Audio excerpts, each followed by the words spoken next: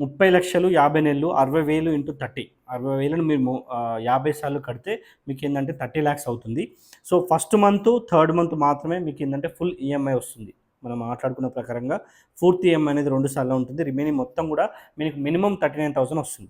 ఇది మొత్తం కూడా డ్రా సిస్టమ్ ఉంటుందండి. అప్రాక్స్ మనకు 12 మంత్స్ 15 మంత్స్ దాకా కూడా డ్రా సిస్టమ్ ఉంటుంది ఫిక్స్గా.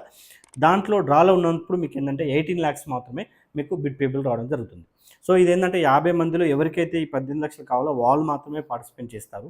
మొత్తం మంది రారు. మ్యాక్సిమం 20-25 మెంబర్స్ కంటే ఎక్కువ పార్టిసిపెంట్స్ అనేది జరగదు.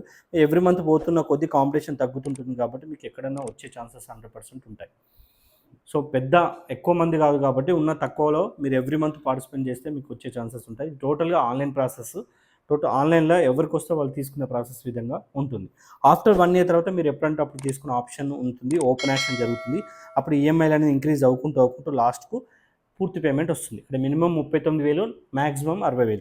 మొత్తం వచ్చినప్పుడు మీకు టోటల్గా చూసుకున్నట్లయితే ఒక 22,50,000 మీరు పేమెంట్ చేస్తే మీకు 28,50,000 వస్తుంది. అంటే అప్రాక్స్గా